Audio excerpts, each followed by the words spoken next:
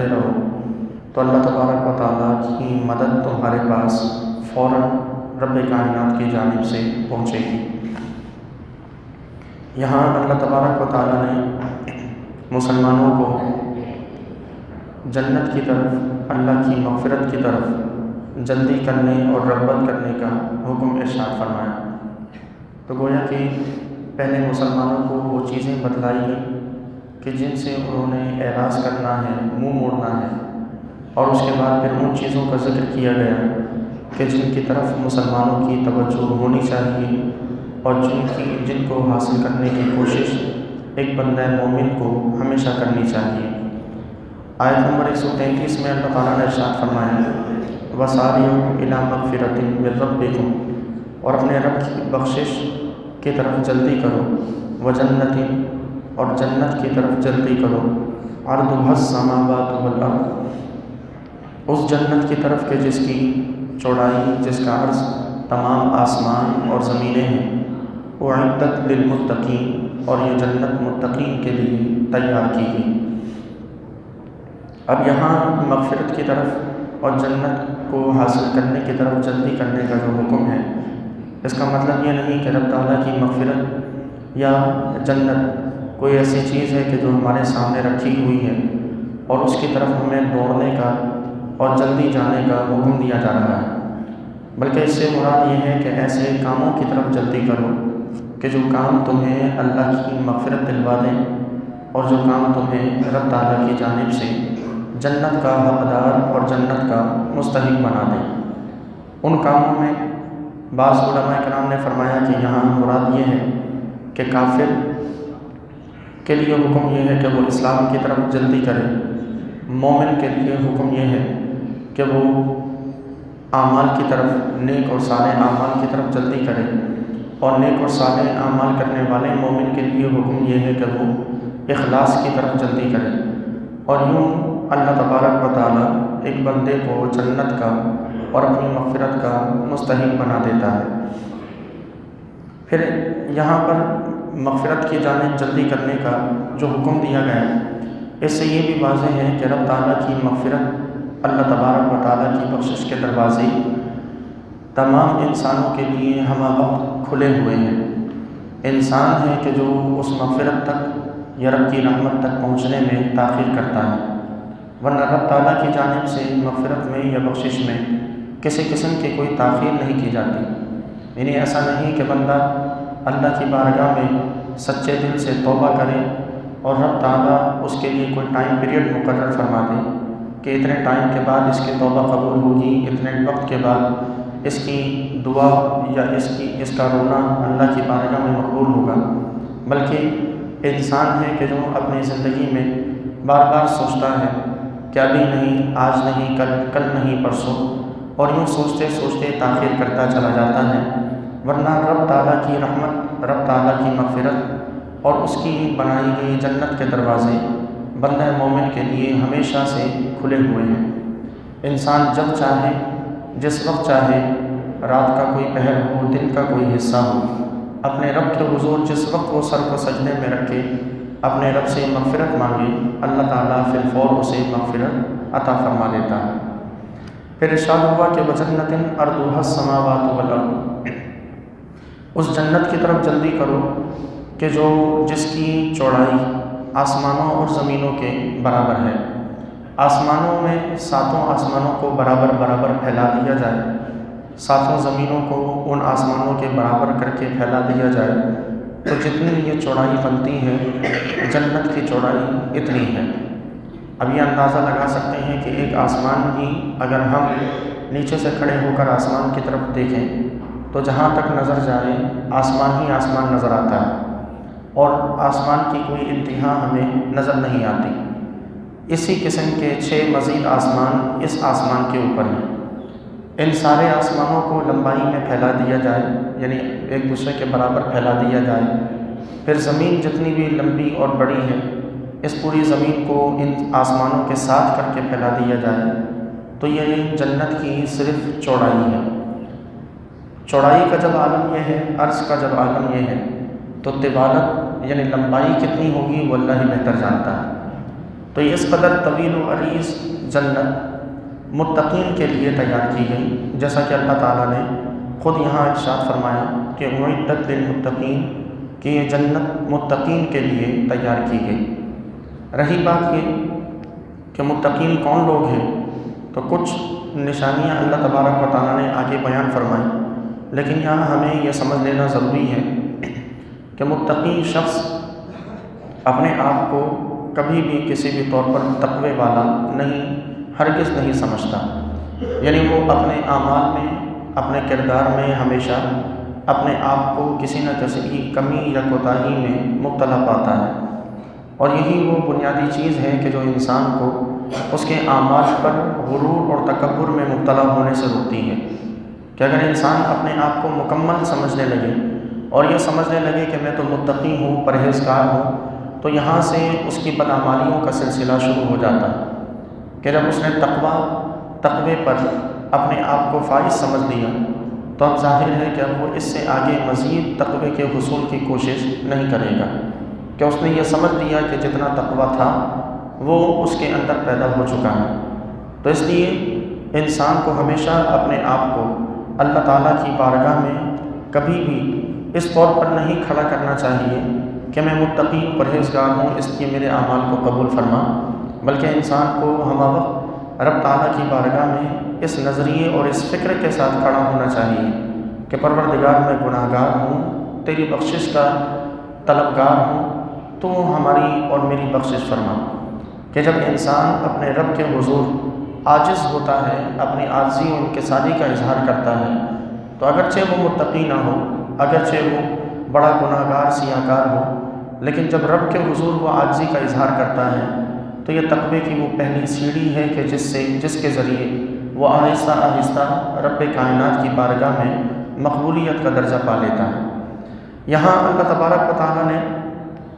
متقین کی چند خصوصیات ذکر فرمائی۔ ارشاد ہوا الذین ينفقون فی السراء والضراء، کہ متقین وہ لوگ ہیں کہ جو خوشحالی میں اور تنگ دستی میں دونوں حالوں میں خرچ کرتے ہیں،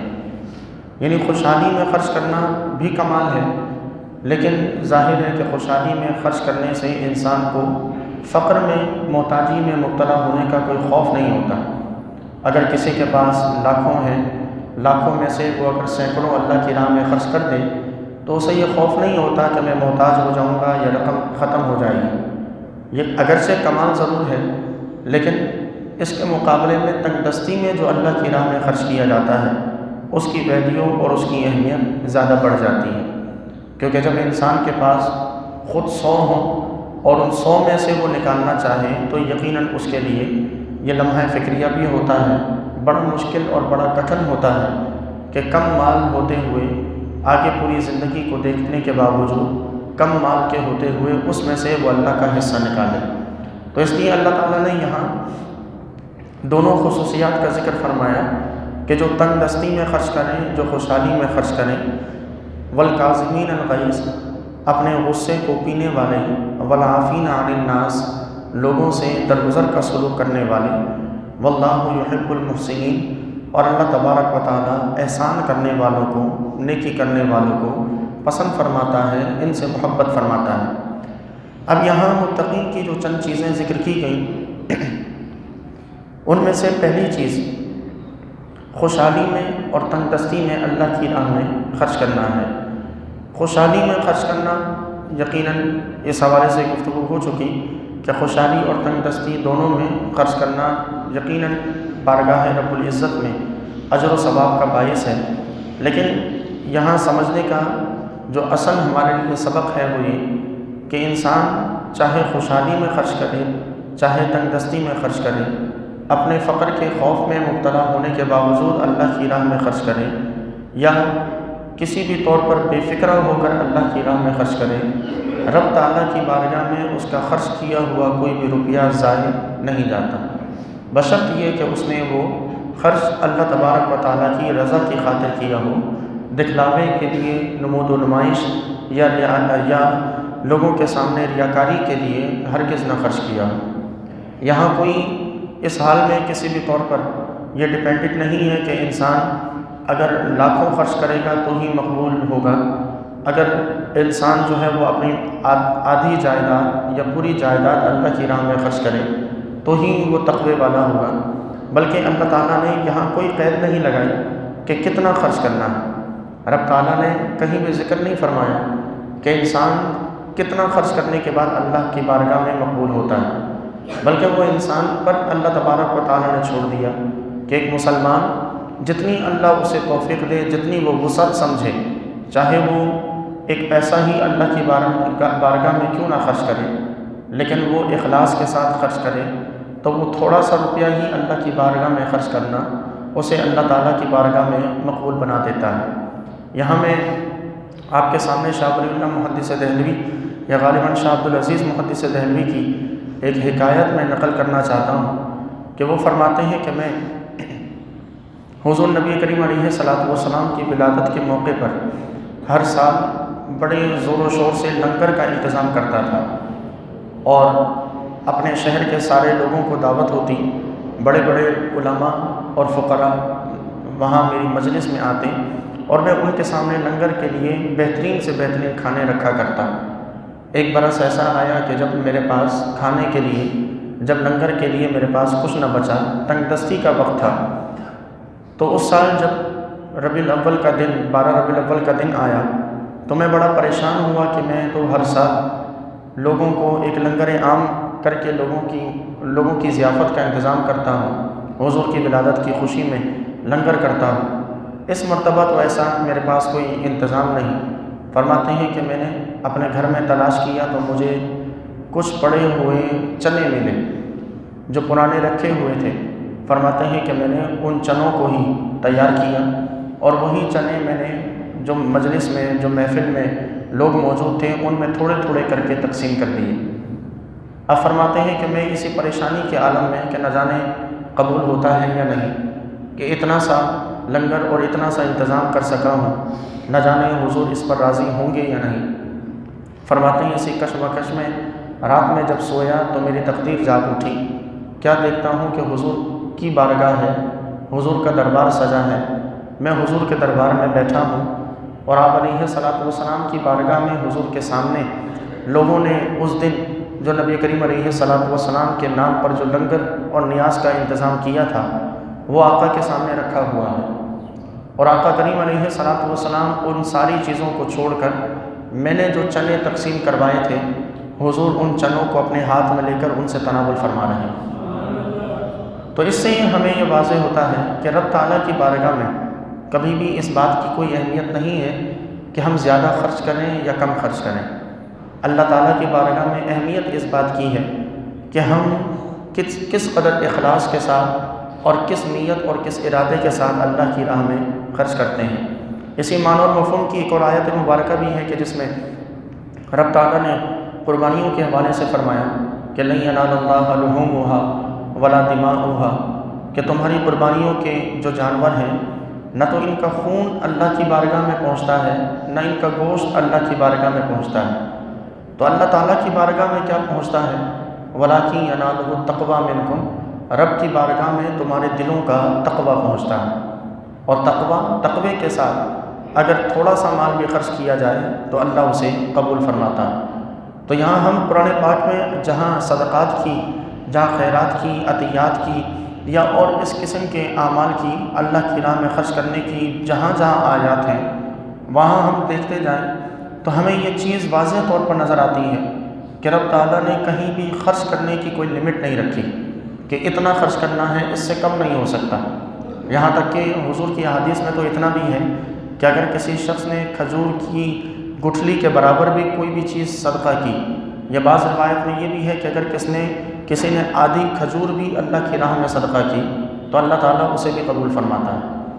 تو اس لیے ہمیں لامحالہ کبھی بھی ہمیں اس فکر میں مبتلا نہیں ہونا چاہیے کہ ہمارے پاس تو مال ہے نہیں، اگر مال ہوتا تو اللہ کی راہ میں خرچ کرتے۔ تو اللہ نے جتنا بھی دیا ہے اسی میں سے اللہ کا حصہ نکالنے کی عادت ہونی چاہیے۔ اللہ نے ہمیں اگر کم سے نوازا ہے تو اس کم پر بھی اللہ کا شکر ادا کرتے ہوئے اسی میں سے اللہ تعالیٰ کا حصہ ضرور نکالنا چاہیے، کہ رب تعالیٰ یہ نہیں دیکھتا کہ ہم نے کتنا زیادہ یا کتنا کم خرچ کیا، وہ تو محض یہ دیکھتا ہے کہ اپنی مشکل حالات میں بھی اس بندے نے میری محبت میں اپنے مشکل حالات میں بھی اپنی رقم کو نکال کر میری راہ میں خرچ کیا ہے۔ اس کے بعد اللہ تعالیٰ نے فرمایا کہ والکاظمین الغیظ، غصے کو پینے والے۔ نبی کریم علیہ السلام سے ایک صحابی نے عرض کی، یا رسول اللہ صلی اللہ علیہ وسلم، مجھے ارشاد فرمائیے، حکم دیجئے کہ میں اللہ کے غضب سے کیسے بچ سکتا ہوں، اللہ تعالیٰ کے غضب سے میں کیسے محفوظ رہ سکتا ہوں۔ حضور علیہ السلام نے ارشاد فرمایا کہ تم اپنے غصے کو برداشت کرنا سیکھو، اپنے غصے کو پی جایا کرو، اللہ تبارک و تعالیٰ کے غضب سے محفوظ رہو گی۔ یوں ہی آپ علیہ السلام نے صحابہ کرام سے سوال کیا کہ کیا تم جانتے ہو کہ پہلوان کسے کہتے ہیں؟ صحابہ کرام نے عرض کی، یا رسول اللہ صلی اللہ علیہ وسلم، پہلوان تو وہ ہے کہ جو میدان میں کسی بھی دوسرے شخص کو چت کر دے، اسے ہرا دے۔ حضور نے فرمایا کہ نہیں، پہلوان وہ ہے کہ جو غصے کو قابو میں کرے کہ جبکہ وہ اس غصے کے اظہار پر قدرت بھی رکھتا ہو۔ ہمارے ہاں عجب معاملہ ہے،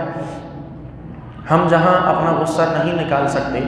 وہاں پر ہم یہ سوچتے ہیں کہ ہم نے صبر کر لیا، اور جہاں غصہ نکال سکتے ہیں، غصے کا اظہار کر سکتے ہیں، وہاں ہم غصے کا اظہار بھی کر جاتے ہیں۔ تو یہ وہ غصے کو پینا نہیں ہے کہ جو اللہ کی بارگاہ میں مطلوب ہے۔ اللہ کی بارگاہ میں مطلوب ہے، اللہ کی بارگاہ میں جو چیز مطلوب ہے وہ یہ کہ جب سامنے کمزور ہو اور اس پر غصہ آ جائے تو وہاں غصے کو برداشت کیا جائے، کیونکہ طاقتور کے سامنے تو غصہ ویسے ہی ہمارا خود ہی کنٹرول ہو جاتا ہے۔ کمزور کے سامنے غصے کو قابو کرنا یہ وہ عادت ہے کہ جس کا اللہ نے یہاں ذکر فرمایا کہ والکاظمین الغیظ، کہ غصے کو پینے والے ہیں۔ ایک صحابی کی بارگاہ میں ان کی ایک باندی سالن لے کر حاضر ہوئی، اور وہ باندی جب سالن لے کر حاضر ہوئی تو اس باندی کو ٹھوکر لگی اور وہ گرما گرم سالن اس صحابی کے جسم پر اور کپڑوں پر گر پڑا۔ انہیں غصہ آیا اور انہوں نے چاہا کہ وہ اپنی اس باندی کو ماریں۔ ہاتھ اٹھایا تو اتنے میں باندی نے فوراً کہا کہ میرے آقا، آپ اللہ کے اس فرمان پر عمل کیوں نہیں کرتے کہ والکاظمین الغیظ، کہ غصے کو پینے والے ہیں؟ تو وہ صحابی نے فوراً ارشاد فرمایا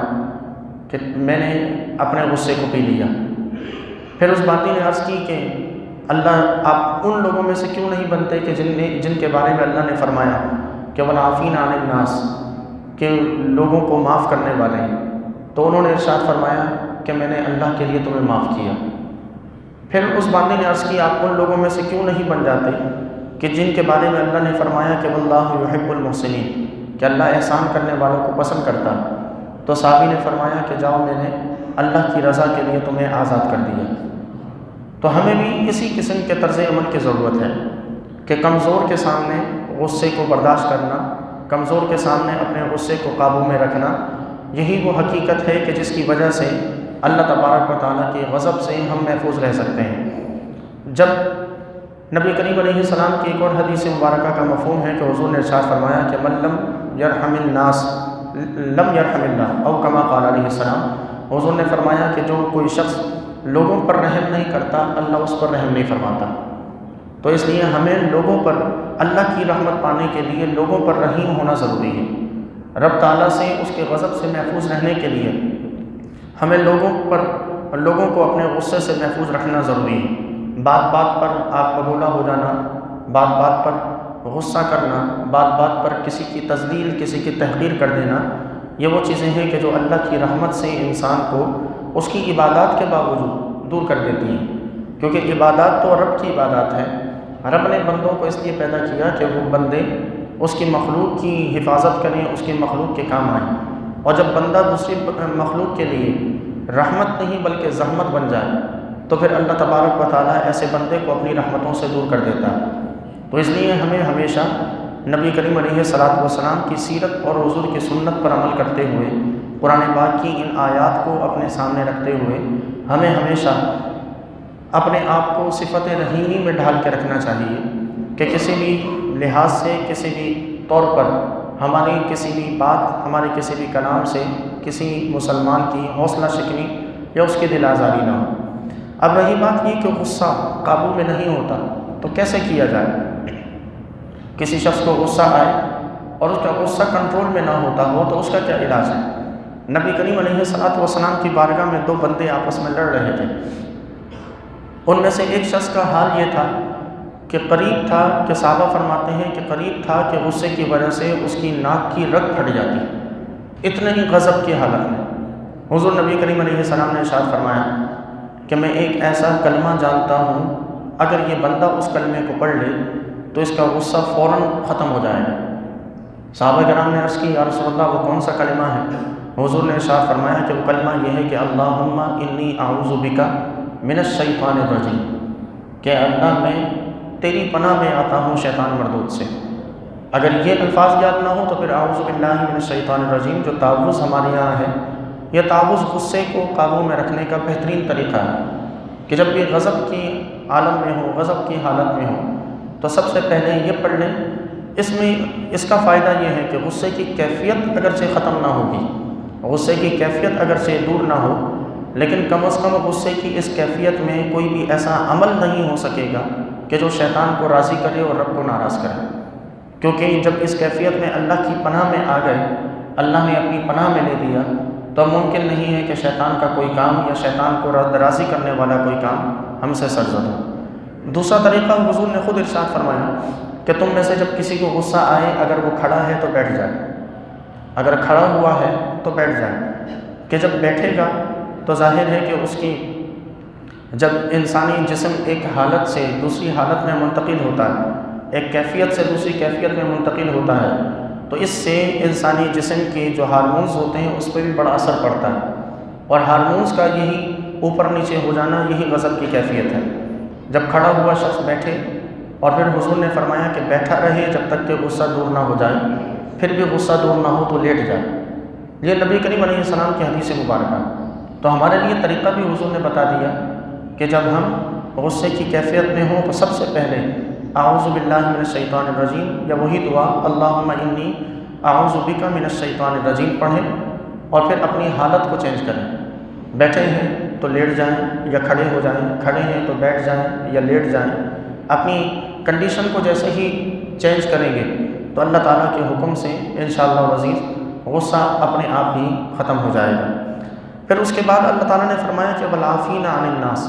لوگوں سے درگزر کرنے والے، لوگوں کو معاف کرنے والے۔ یہ بہت بڑی خصوصیت ہے لوگوں کو معاف کرنا، کیونکہ یہ وہ خصوصیت ہے کہ جو رب کی صفت ہے، درگزر کرنا۔ رب کا کام ہے لوگوں کی خطاؤں کو معاف کرنا، اور جو اللہ کی صفات کو اپناتا ہے، اللہ کی صفات میں اپنے کردار کو ڈھالنے کی کوشش کرتا ہے، ان میں سے کچھ حصہ لینے کی کوشش کرتا ہے، رب ایسے بندوں سے بڑی محبت فرماتا ہے۔ اللہ تعالیٰ سے ہم امید رکھیں کہ رب ہمیں معاف کرے، لیکن ہم دنیا میں کسی مخلوق کو معاف نہ کرتے ہوں تو یہ منافقت ہے۔ جب ہم خود معاف کرنے والے بنیں گے تو رب کائنات از خود ہمیں معاف فرما دے گا۔ جب ہم خود کہ لوگوں کے لیے رحیم بنیں گے تو اللہ تبارک و تعالی ہم پر اپنی رحمتیں ضرور نشاور فرمائے گا اور اس کی رحمتیں نازل ہوں گی۔ جب ہم ہی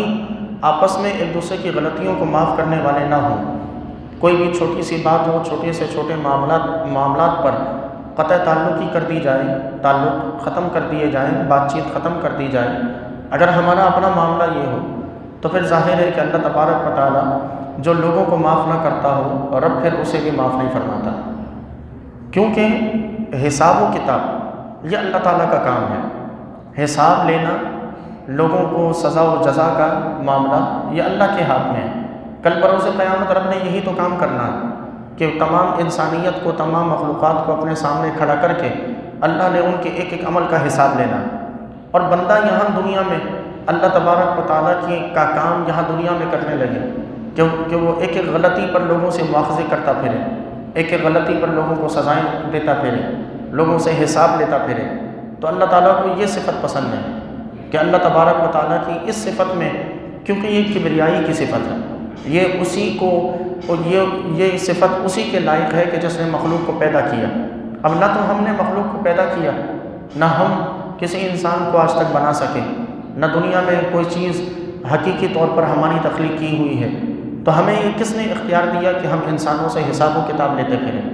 ہمیں یہ کس نے اختیار دیا کہ ہم انسانوں کی غلطیوں پر ان کو سزائیں دیتے پھریں؟ سب سے بہترین عمل یہ ہے کہ ہم لوگوں کو معاف کرنے والے بنیں۔ حضور نبی کریم علیہ السلام کی شان دیکھیے کہ غزوہ احد میں مشہور احادیث اور مشہور واقعات ہیں، ہم اور آپ بار بار ان کو سنتے دہراتے ہیں، لیکن اس کو تھوڑا الگ زاویے سے اور الگ نظر سے اگر دیکھیں تو بہت بڑا سبق ہے کہ آپ علیہ الصلوۃ والسلام کے سگے چچا حضرت امیر حمزہ کو غزوہ احد میں شہید کیا جاتا ہے، ان کے جسم کے اعضاء کو کاٹا جاتا ہے، ان کا جسم چیر کر، ان کا پیٹ چیر کر اندر سے کلیجہ نکالا جاتا ہے۔ نبی کریم علیہ الصلوۃ والسلام دیکھتے ہیں تو حضور فرماتے ہیں کہ میں ان کے ساتھ بھی یہی کروں گا جیسا کہ انہوں نے ان کے ساتھ کیا، یعنی میں کفار کے ساتھ یہی کام کروں گا جیسا کہ کفار نے یہاں امیر حمزہ اور دیگر مسلمانوں کے ساتھ کیا۔ یہ حضور کا غضب کا اظہار تھا جو آپ نے فرمایا، لیکن وہی پیغمبر ہے، وہی نبی ہے، وہی نبی کریم علیہ السلام کی ذات ہے۔ فتح مکہ کا دن ہے، جو لوگ ان تمام حرکتوں میں ملوث تھے آج وہ حضور کے سامنے کھڑے ہیں۔ آج حضور چاہیں تو بدلہ لے لیں، آج حضور چاہیں تو انہیں سزا دے دیں، اور حضور کو رب نے اختیار بھی دے رکھا کہ آپ چاہیں تو سزا دے دیں،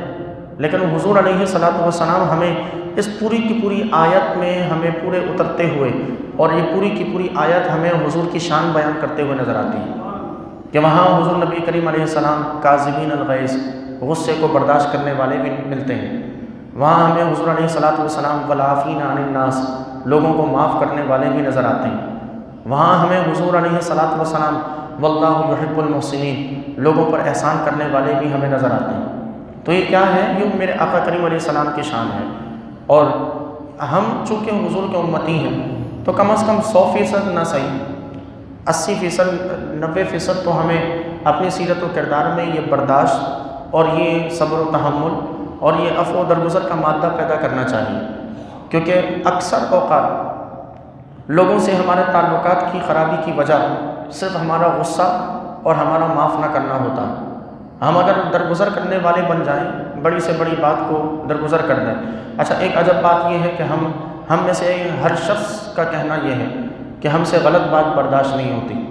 تو غلط بات ہوتی ہی برداشت کرنے کے لیے ہے۔ اچھی بات پر برداشت کسے کرنا پڑتا ہے؟ اچھی بات تو دل میں خوشی پیدا کرتی ہے، غلط بات ہی ہوتی ہے کہ جو انسان کو غصے میں مبتلا کرتی ہے، اور اسی بات کو برداشت کرنا ہمارے لیے ضروری ہے، اور یہی نبی کریم علیہ الصلوۃ والسلام کی تعلیمات ہیں۔ ہاں، البتہ حضرت عائشہ صدیقہ رضی اللہ تعالیٰ عنہ فرماتی ہیں کہ نبی کریم علیہ الصلوۃ والسلام کو اللہ تعالیٰ نے جب کبھی 2 چیزوں میں سے کسی ایک کو اختیار کرنے کا حکم ارشاد فرمایا تو حضور نے ہمیشہ اچھی چیز کو اختیار کیا، آسان چیز کو اختیار کیا، الا یہ کہ وہ چیز گناہ ہوئی تو میرے آقا کریم علیہ الصلوۃ والسلام اس سے سب سے زیادہ دور رہنے والے ہوئے، اور فرماتی ہیں کہ نبی کریم علیہ الصلوۃ والسلام سب سے زیادہ معاف کرنے والے تھے، الا یہ کہ کوئی شخص دین کا مذاق اڑاتا پھرے یا اللہ کی حدود کو پامال کرے۔ حضور کی ذات کی حد تک ہم دیکھتے ہیں کہ آپ علیہ الصلوۃ والسلام اپنی ذات کی حد تک ہمیں بڑے رحیم اور بڑے رؤوف نظر آتے ہیں۔ اپنی ذات کی حد تک جس نے حضور کو تکلیفیں پہنچائیں آقا کریم علیہ السلام نے معاف کیا، لیکن ہم یہ بھی دیکھتے ہیں کہ جب دین کی بات آئی تو حضور تلوار اٹھا کے صحابہ کو ساتھ لے کر میدان جہاد کی طرف نکل پڑے۔ ہم صرف حضور کی رحمت کی بات نہ کیا کریں، بلکہ ہمیں اس چیز کو تھوڑا سا تقسیم کرنے اور تھوڑا سا الگ الگ طریقے سے دیکھنے کی ضرورت ہے۔ حضور رحیم رہے ہمیشہ اپنی ذات کی حد تک، دین کے معاملے میں حضور نے کبھی رحمت نہیں فرمائی۔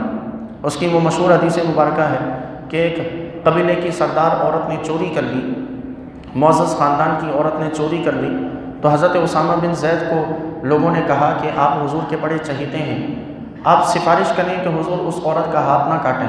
کہ وہ بڑے اچھے خاندان کی ہے، بڑے معزز خاندان کی ہے، اگر ہاتھ کٹا تو اس خاندان کی بدنامی ہوگی۔ تو حضرت اسامہ بن زید سفارش لے کر حضور کی بارگاہ میں حاضر ہوئے۔ حضرت اسامہ فرماتے ہیں کہ میں نے جب حضور سے سفارش کی تو آپ علیہ الصلوۃ والسلام کے چہرے پر غضب کے آثار ایسے نمودار ہوئے جیسے کسی نے انار حضور کے چہرے پر نچوڑ دیا، اس قدر غضب کے آثار۔ اور فرماتے ہیں کہ حضور نے کئی دنوں تک مجھ سے بات نہیں کی، اس سفارش کے بعد حضور کئی دن تک مجھ سے ناراض رہے، اور اس وقت حضور نے فرمایا کہ اگر میری اپنی بیٹی فاطمہ بنت محمد بھی چوری کرتی تو میں اس کا بھی ہاتھ کاٹتا، کیونکہ یہ معاملہ آقا کی ذات کا نہیں تھا،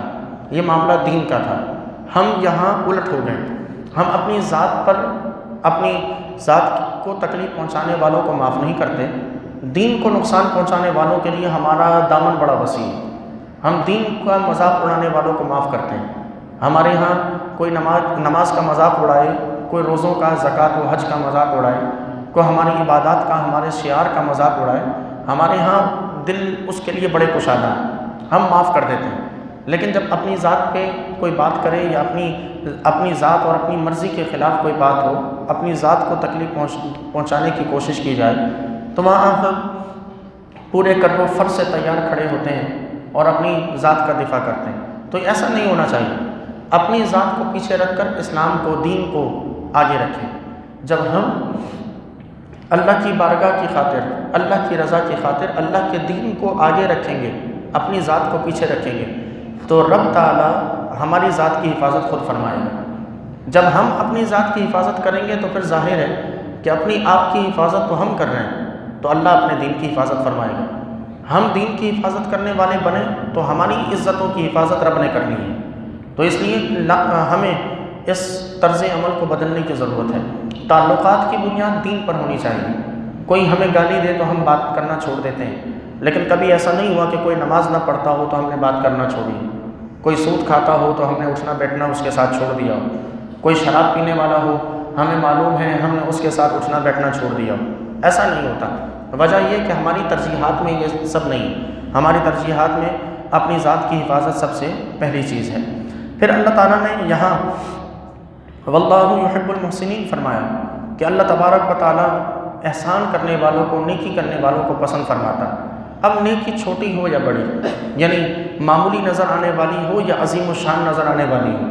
نیکی نیکی ہوتی ہے اور رب کی بارگاہ میں درجہ رکھتی ہے۔ بسا اوقات چھوٹی سے چھوٹی نیکی،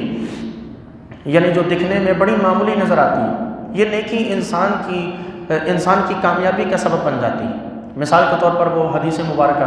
کہ جس میں آپ نے کئی مرتبہ یہ حدیث بھی سماعت کی ہوگی، بڑی مشہور حدیث ہے کہ حضور نے فرمایا کہ بنی اسرائیل کا ایک شخص تھا، بڑا فاسق و فاجر تھا، لوگوں کو بڑا تنگ کر کے رکھا ہوا تھا، اور لوگ اس کی عادتوں سے تنگ تھے اتنا کہ اسے مجبور کر دیا کہ وہ اپنا شہر چھوڑ کے کہیں اور چلا جائے۔ وہ اپنے شہر سے نکلا کسی اور جگہ جانے کے لیے، راستے میں پیاس لگی، اسے ایک کنواں نظر آیا، کنویں میں گیا، پانی پیا، باہر آیا تو دیکھا کہ ایک کتا پیاس کی وجہ سے زبان باہر نکالے وہیں کنویں پر ہانپ رہا۔ اس شخص نے دیکھا کہ اسے کوئی چیز نہ ملی اس کتے کو پانی پلانے کے لیے۔ اس نے سوچا کہ آخر یہ بھی جاندار ہے۔ وہ واپس کنویں میں اترا، اپنے موزے میں پانی بھرا، واپس آیا اور کتے کو اپنے موزے سے پانی پلایا۔ حضور فرماتے ہیں اللہ نے صرف کتے کو پانی پلانے کی اس نیکی کی برکت سے رب نے اسے معاف فرما دی۔ تو ہمیں نیکی کوئی بھی حقیر نہیں سمجھنی چاہیے۔ ہمیں نہیں معلوم کہ ہم چلتے چلتے کسی یتیم بچے کے سر پہ پیار سے اگر ہم نے ہاتھ رکھ دیا تو نہیں معلوم کہ یہی چیز ہماری کل بروز قیامت کامیابی کا سبب بن جائے۔ ہمیں نہیں معلوم کہ ہم نے رات چلتے کوئی راستے میں پتھر دیکھا، اسے ہم نے سائڈ کر دیا، نہیں خبر کہ کل بروز قیامت یہی راستے پر سے پتھر ہٹانا ہماری بخشش کا سبب بن جائے۔ تو اس لیے کسی نیکی کو حقیر نہ سمجھا کریں۔ کوئی بھی نیک کام ہمیں کرنے کا موقع ملے، چاہے میں اتنا تک عرض کر دوں کہ چاہے کہ مسجد میں آتے ہوئے ایک تنکا بھی مسجد میں پڑا ہوا نظر آئے نا، یہ تنکا بھی اگر نیکی کی نیت سے اٹھا کے آپ نے سائڈ میں کر دیا، یہ بھی قوی امید ہے کہ رب اس ادا کی برکت سے کل بروز قیامت معاف فرما دے، کیونکہ نیک عمل اللہ اس کام کو، اس چیز کو نہیں دیکھتا کہ ہم نے کتنا بڑا نیک کام کیا۔ آپ وہ مشہور حدیثیں بھی سماعت فرماتے ہیں کہ جس میں اس بات کا ذکر ہے کہ کل بروز قیامت رب تعالیٰ شہید کو اٹھا کے جہنم میں ڈلوا دے گا، اگرچہ وہ تو جان دے چکا اللہ کی بارگاہ میں، وہ اس نے میدان جہاد میں اپنی جان کو قربان کر دیا، لیکن پھر بھی اللہ اس شہید کو پکڑ کر اوندے منہ جہنم میں ڈلوا دے گا، وجہ کہ اس کی نیت میں اخلاص نہیں تھا۔ اور کہاں ایک کتے کو پانی پلانے والا جس نے صرف مخلوق سے محبت کی خاطر کتے کو پانی پلایا، اللہ تعالیٰ نے اس کی بخشش فرما دی۔ تو اس لیے ہمیں ان معاملات کو، ان تمام چیزوں کو اپنی سیرت و کردار میں ڈھالنے کی ضرورت ہے۔ خالق کائنات سے دعا ہے کہ پروردگار ہم سب کو عمل کرنے والا بنائیں۔ وآخر دعوانا الحمدللہ۔